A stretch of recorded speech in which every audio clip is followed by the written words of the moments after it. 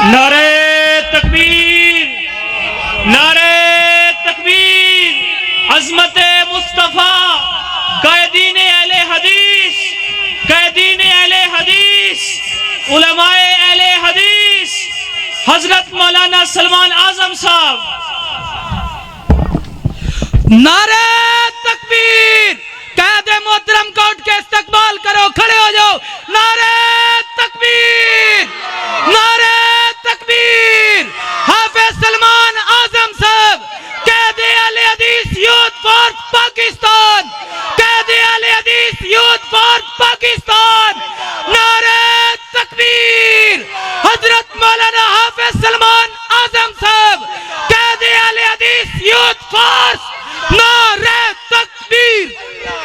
اب انتظار کی گھڑیاں ختم ہوا چاہتی ہیں، میں دعوت سخن دیتا ہوں اس شخصیت کو جو خطیب پاکستان بھی ہیں، فاضل نوجوان بھی ہیں، محبوب عوام بھی ہیں، نوجوانوں کے دلوں کی دھڑکن بھی ہیں، اور وہ شخصیت جو سالار یوتھ فورس بھی ہیں، قائد یوتھ فورس بھی ہیں، وہ شخصیت جن کے کندھوں پر میں نے پورے ملک کی یوتھ فورس کی ذمہ داریوں کو دیکھا، جن کے کندھوں پر میں نے پورے ملک کے نوجوانوں کے ذمہ داریوں کو دیکھا، جن کے کندھوں پر یہ ذمہ داری بھی ہے کہ میرے ملک کے نوجوانوں کے حالات کیسے ہیں، ان کے حالات سننا، ان کے حالات کو سن کے ان کے معاملات کو حل کرنا، ایسا ہنر، ایسی ذمہ داری اور اتنی بڑی ذمہ داریاں جب میں نے قائد محترم کے چہرے پہ دیکھیں، قائد محترم کے کندھوں پہ دیکھیں،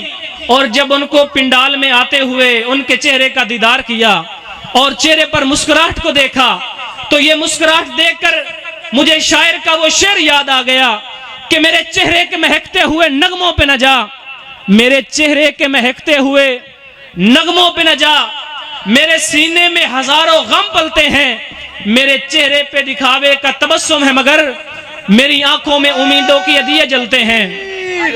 نعرہ تکبیر، نعرہ تکبیر، شان مصطفیٰ، مقام مصطفیٰ، عظمت مصطفیٰ، قائدین اہل حدیث، علماء اہل حدیث، قائدین اہل حدیث، حضرت مولانا عبد الباسط صاحب شیخو پوری، حضرت مولانا سلمان اعظم صاحب۔ میں گزارش کر رہا تھا، میں نے چہرے پر مسکراہٹ کو دیکھا اور شعر یاد آیا کہ میرے چہرے کے مہکتے ہوئے نغموں پہ نہ جا، میرے سینے میں ہزاروں غم پلتے ہیں، میرے چہرے پہ دکھاوے کا تبسم ہے مگر میری آنکھوں میں امیدوں کے دیے جلتے ہیں۔ اور امید کیا ہے؟ کسی کے مال پر امید نہیں، کسی کی دولت کو امید لگائے نہیں بیٹھے، امید یہ ہے کہ پورے ملک کے اندر بلکہ پوری دنیا کے اندر مسلک اہل سنت اور مسلک اہل الحدیث کے پرچم کو لہرایا جائے۔ امید یہ ہے کہ میرے ملک کا نوجوان کسی کا محتاج نہ ہو، امید یہ ہے کہ میں اپنے ملک کے نوجوان کا دست و بازو بن جاؤں۔ قائد محترم کو ان کے لیے صرف اتنا ہی کہوں گا، شاید میرے پاس شکرانے کے الفاظ نہیں جو میں ان کا شکریہ ادا کر سکوں، ان کے لیے صرف اتنا ہی کہوں گا کہ آپ آ گئے ہیں تو کچھ چاندنی سی باتیں ہوں، آپ آ گئے ہیں تو کچھ چاندنی سی باتیں ہوں، بھلا چاند روز روز کہاں اترتا ہے زمین پر۔ تشریف لاتے ہیں قائد اہل حدیث، سالار یوتھ فورس، قائد یوتھ فورس، خطیب پاکستان، فاضل نوجوان، نوجوانوں کی دلوں کی دھڑکن، نواب زمانہ حضرت مولانا حافظ سلمان اعظم صاحب حافظہ اللہ تعالی۔ بڑے مؤدبانہ انداز میں ان سے گزارش ہے کہ وہ مائک پر تشریف لائیں اور اپنے مخصوص انداز میں قرآن و سنت کی روشنی میں اپنے خیالات کا اظہار فرمائیں۔ من يهده الله فلا مضل له ومن يضلل فلا هادي له، أشهد أن لا إله إلا الله وحده لا شريك له وأشهد أن محمدا عبده ورسوله، ومن يطع الله ورسوله فقد رشد واهتدى، ومن يعص الله ورسوله فقد ضل وغوى، أما بعد فإن أحسن الكلام كلام الله وأحسن الحدي هدي محمد صلى الله عليه وسلم وشر الأمور محدثاتها وكل محدثة بدعة وكل بدعة ضلالة وكل ضلالة في النار. أعوذ بالله من الشيطان الرجيم. بسم الله الرحمن الرحيم. هو الذي أرسل رسوله بالهدى ودين الحق ليظهره على الدين كله وكفى بالله شهيدا. لائق تکریم علماء کرام، لائق صد احترام سامعین و حاضرین، آج کی اس عظیم الشان پیغام صحابہ کانفرنس کے انعقاد پہ مبارکباد پیش کرتا ہوں. عزیزم عبدالرزاق انصاری، صدر اہل حدیث یوتھ فورس تحصیل فیصل آباد، عزیز مکرم حافظ عبدالحلیم صاحب، جنرل سیکرٹری اہل حدیث یوتھ فورس تحصیل فیصل آباد، آپ مشاہدہ فرما رہے ہیں کہ اسٹیج پر میرے اور آپ کے محبوب خطیب ابن خطیب، داعیہ توحید و سنت حضرت حافظ عبدالباسط شیخ پوری حفظہ اللہ جلوہ افروز ہیں، جو آپ کی خدا داد پنجابی زبان میں آپ کے قلوب و اذہان کو قرآن و سنت کے نور سے منور فرمائیں گے. اسی طرح برادر مکرم حافظ ابو بکر پٹوی صاحب، صدر اہل حدیث یوتھ فورس ضلع فیصل آباد، برادر عزیز حافظ بابر سلفی صاحب، حاجی تنویر صاحب، رانا ابو سفیان سلفی صاحب، رانا عمار قمر صاحب، خبیب ظہیر صاحب اور دیگر احباب جماعت تشریف فرما ہیں. حافظ ابن حجر عسقلانی رحمہ اللہ الاصابہ فی تمیز الصحابہ میں ایک یہودی نوجوان جس کا نام کعب بن مانے ہے، اس کے اسلام لانے کا واقعہ نقل کرتے ہیں. کعب بن مانے سیدنا عمر فاروق رضی اللہ تعالی عنہ کے دور خلافت میں اسلام قبول کرتے ہیں. نبی مکرم صلی اللہ علیہ وسلم کے چچا سیدنا عباس رضی اللہ تعالی عنہ کو جب پتہ چلتا ہے تو آپ کعب سے پوچھتے ہیں، ما منعک ان تسلم فی عہد النبی صلی اللہ علیہ وسلم و ابی بکر الصدیق.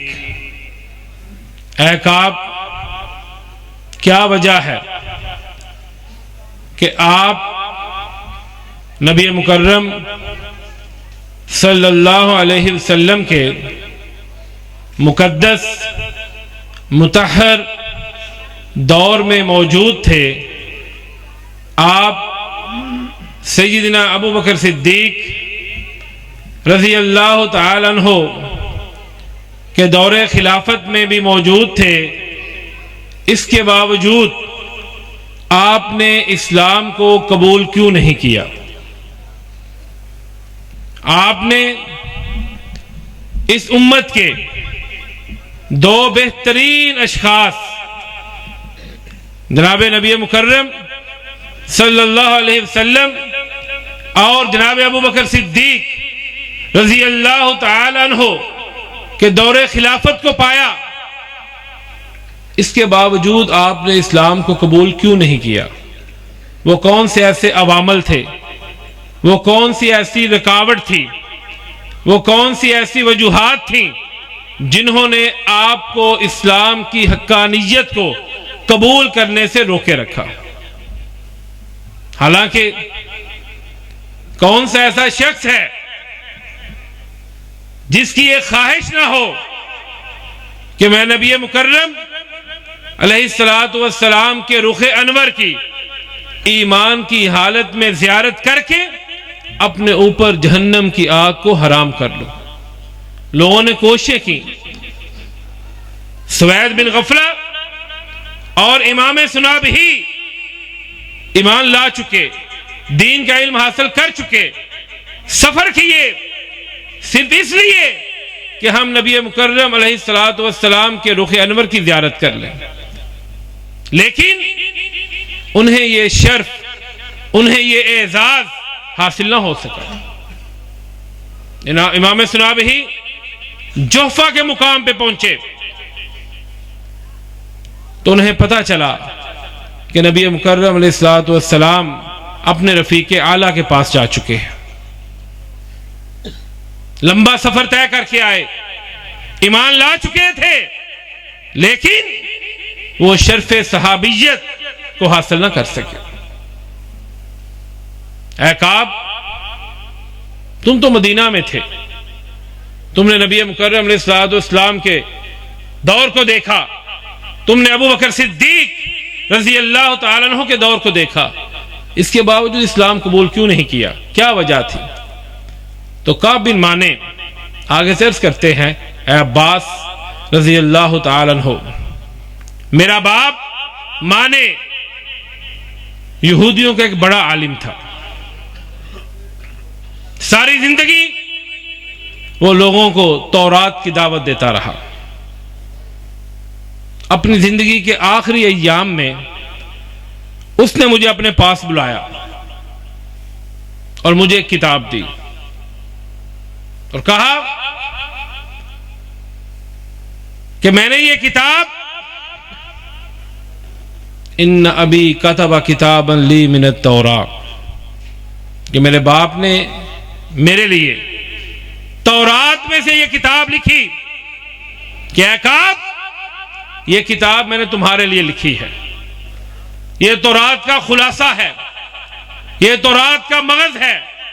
تم نے عقیدہ، عبادات، معاملات، اخلاق، خوشی، غمی، اپنی زندگی کے تمام جو ادوار ہیں وہ تم نے اس کتاب سے حاصل کرنے ہیں.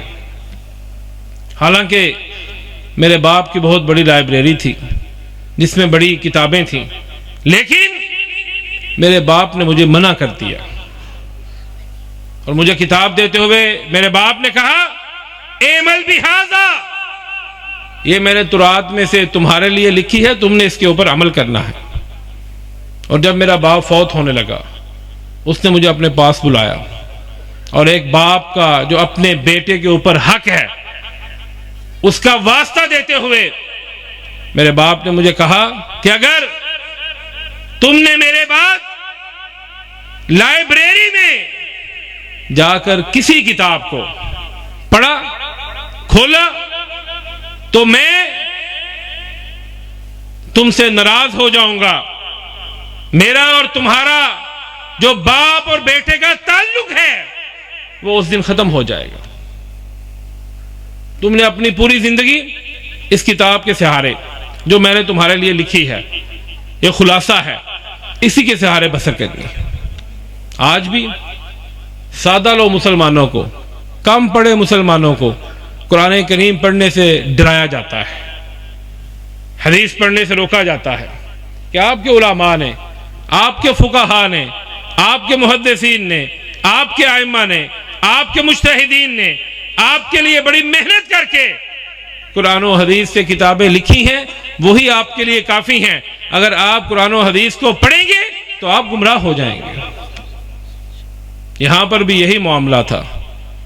کعب کہتے ہیں لیکن میرے باپ کی وفات کے بعد میں نے جب دیکھا کہ یہودیوں کے بڑے بڑے علماء جس میں سیدنا عبداللہ بن سلام رضی اللہ تعالیٰ عنہ جیسے قداور عالم ہیں انہوں نے اسلام قبول کر لیا.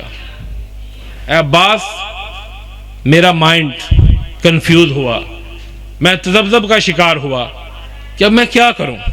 ایک طرف باپ ہے, ایک طرف یہودیوں کے وہ علماء ہیں جنہوں نے دین اسلام کو قبول کر لیا ہے.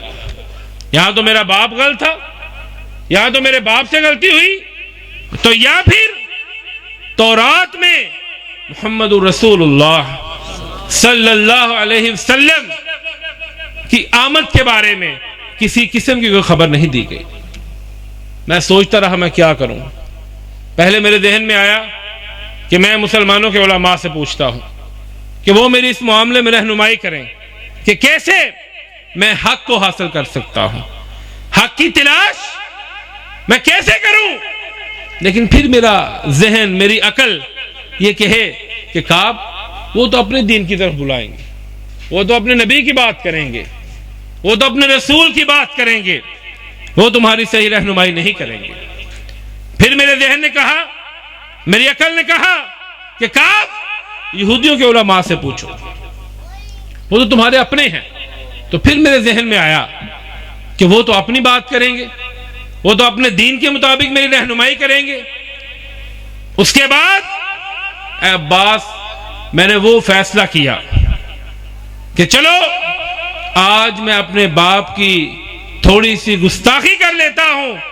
میرے باپ نے فوت ہوتے ہوئے جو مجھ سے عہد لیا تھا, آج میں اس عہد کو توڑ کر اپنے باپ کی لائبریری کا دروازہ کھولتا ہوں کہ وہاں کیا پڑا ہوا ہے. میرے باپ نے بھی تو یہ کتاب میرے لیے تورات سے لکھی تھی, وہی اس کا مصدر تھا, مرجع تھا, ماخذ تھا, تو میں مصدر کو دیکھتا ہوں. عباس میں نے جب تورات کو پڑھنا شروع کیا تو میں ایک صفحے پہ جب پہنچا فوجدت فیہا صفت محمد و امتہ صلی اللہ علیہ وسلم. تو عباس مجھے تورات میں محمد رسول اللہ صلی اللہ علیہ وسلم اور ان کی امت کی صفات کا تذکرہ ملا. کیا تذکرہ تھا؟ آپ پتھریلی سرزمین میں پیدا ہوں گے, آپ کو وہاں کے رہنے والے رہنے نہیں دیں گے, آپ وہاں سے ہجرت کر جائیں گے, مائیگریٹ ہو جائیں گے, آپ ایک ایسی سرزمین پہ جائیں گے جو کھجوروں کی سرزمین ہوگی. وہاں پہ لوگ آپ کے اوپر ایمان لائیں گے. اور اے عباس میں نے جب صحابہ اکرام کو دیکھا تو کعبہ کے رب کی قسم مجھے ان میں وہی نشانیاں, وہی عادات نظر آئیں جو میں نے تورات کے اندر رسول اللہ صلی اللہ علیہ وسلم اور ان کی امت کے بارے میں پڑھی تھی. فجئت الآن مسلما. اے عباس میں نے جب تورات کو پڑھا, میں نے جب خاتم الانبیاء, اکرم الانبیاء, اشرف الانبیاء احمد مجتبی محمد مصطفیٰ صلی اللہ علیہ وسلم کی سیرت کو پڑھا, آپ کی نشانیاں دیکھیں, تو عباس میں نے نبی مکرم علیہ الصلوۃ والسلام کے اوپر ایمان لاتے ہوئے اسلام کو قبول کر لیا.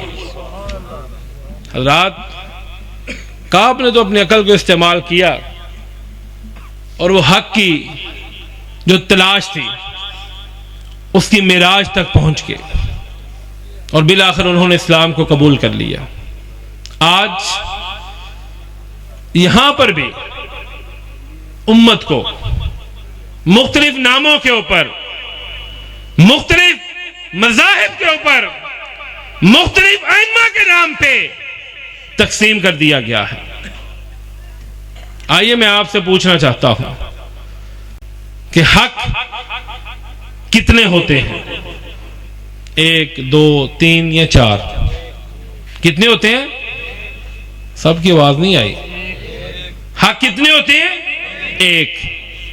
یہ کیسے ممکن ہے کہ آپ کہیں کہ قرآن کریم میں ایک مسلک، ایک مذہب، ایک طائفہ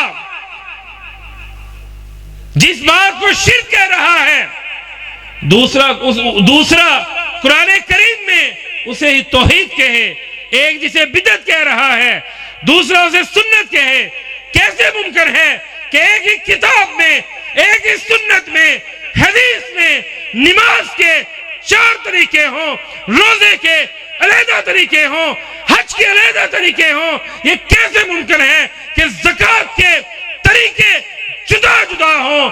نہیں، بلکہ کائنات کے رب نے کائنات کے امام محمد رسول اللہ صلی اللہ علیہ وسلم کے اوپر ایک ہی طریقہ، ایک ہی راستہ، ایک ہی منہج، ایک ہی ہدایت کا راستہ، ایک ہی حق نازل کیا ہے جسے قرآن کریم کہا جاتا ہے۔ اور اسلام 2 چیزوں کا مرکب ہے، ایک قرآن اور ایک حدیث۔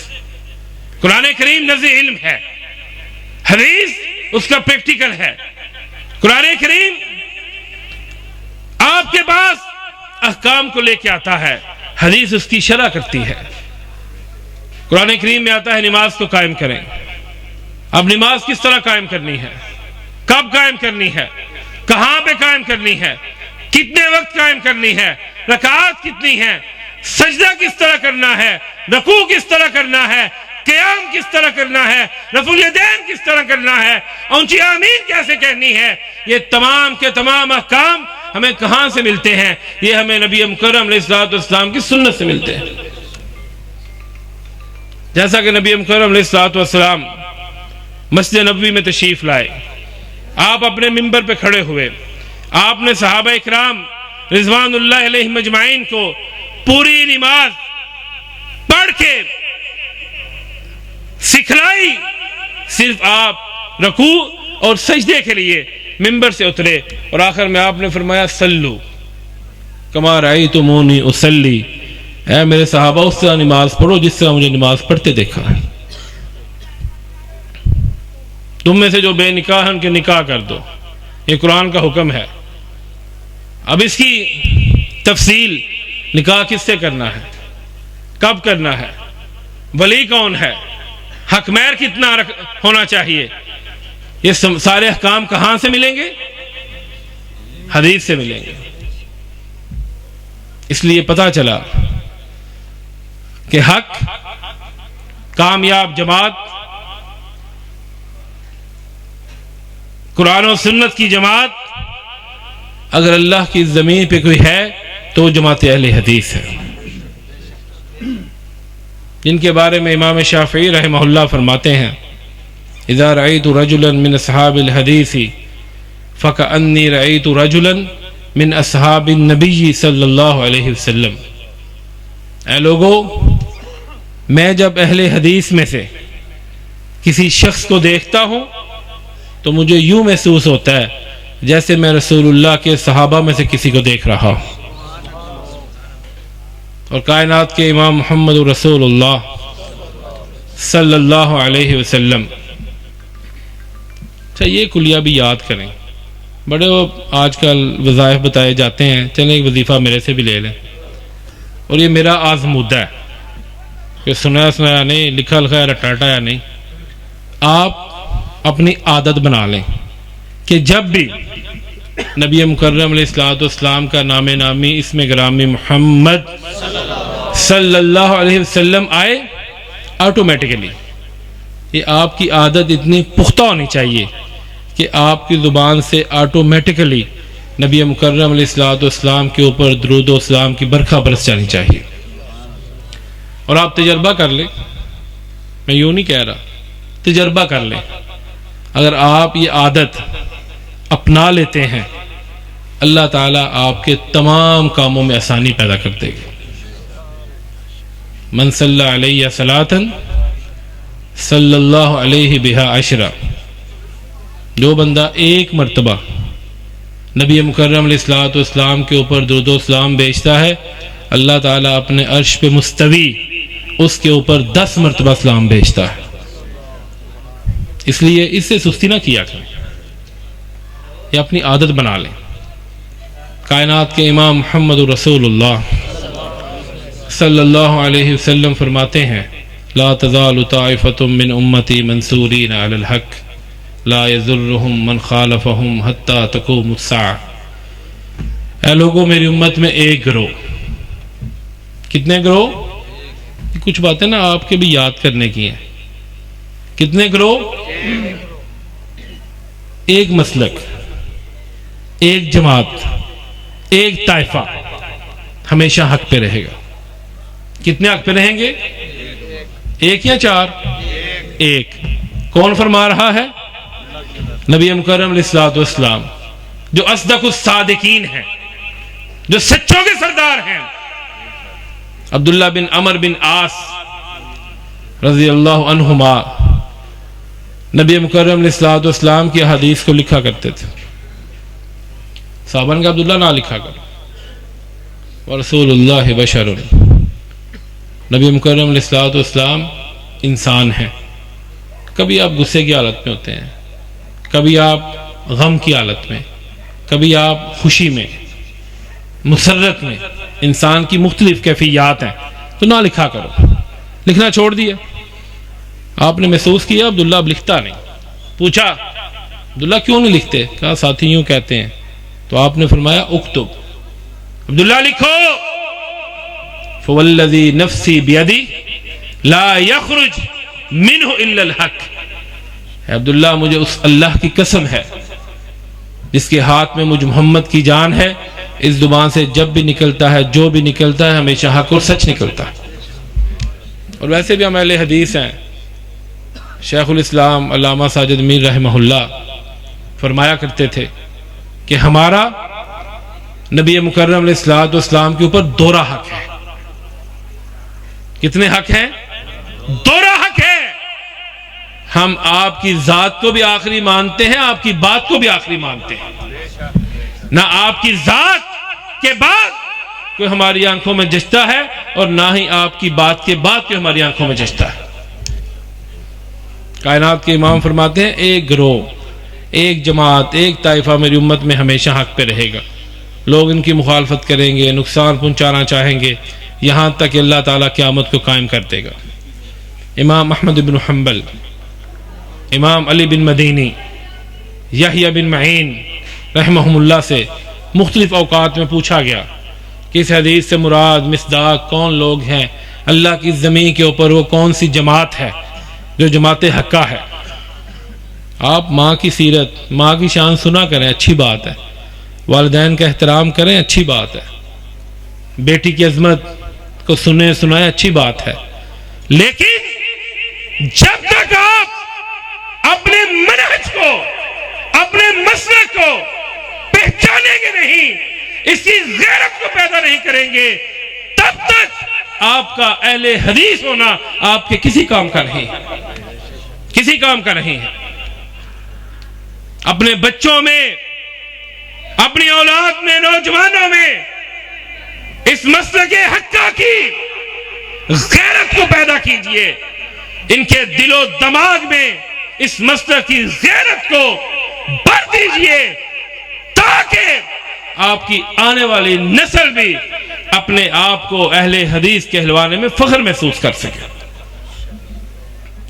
ان تینوں سے پوچھا گیا، کبار ائمہ ہیں، محدثین ہیں، علماء ہیں، کہ اس حدیث سے مراد کون لوگ ہیں، وہ کون سی جماعت ہے جو جماعت حقہ ہے؟ تو اہل حدیثوں تمہیں مبارک ہو. یہ تینوں اپنے وقت کے مشہور ائمہ محدثین فرماتے ہیں اگر اس سے مراد اہل حدیث نہیں ہے تو پھر ہم نہیں جانتے کہ کون سی جماعت، کون سا طائفہ، کون سا گروہ، کون سا مسلک اللہ کی زمین کے اوپر مسلک حقہ ہے. اور یہی اہل حدیث یوتھ فورس پاکستان کی دعوت ہے. یہی مرکزی جمعیت اہل حدیث کا منہج ہے. میرے نوجوان دوست، میرے بھائی، میرے عزیز، اگر یہ چاہتے ہیں کہ وہ الہات سے اپنے آپ کو محفوظ رکھ سکیں، وہ فتنہ انکار حدیث سے بچ سکیں، وہ منکرین ختم نبوت سے محفوظ رہ سکیں، وہ شیطان کی پوجا کرنے سے محفوظ رہ سکیں، وہ عریانی فحاشی سے بچ سکیں. تو پھر آئیے سلفی نوجوانوں کا سب سے بڑا پلیٹ فارم اہل حدیث یوتھ فورس پاکستان آپ کو یہ دعوت دیتا ہے. اگر آپ یہ چاہتے ہیں کہ آپ کی زندگی قرآن و سنت کے مطابق بسر ہو، اگر آپ یہ چاہتے ہیں کہ آپ موجودہ دور کے فتنوں سے محفوظ رہ سکیں، تو پھر اپنے نوجوان بھائیوں کے ساتھ مل کر غلبہ اسلام کی اس عظیم تحریک کا حصہ بنیے. اللہ تعالی ہم سب کا حامی و ناصر ہو. اگر جواں ہو میری قوم کے جسور و غیور، تو قلندری میری کچھ کم سکندری سے نہیں.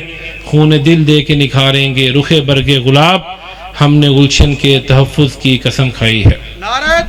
ماشاءاللہ، یہ تھے سالار یوتھ فورس، قائد یوتھ فورس، قائد محترم حافظ سلمان اعظم صاحب حافظہ اللہ تعالی، جو بڑے ہی مخصوص انداز میں اور بڑے ہی جامع نصیحتیں کر رہے تھے.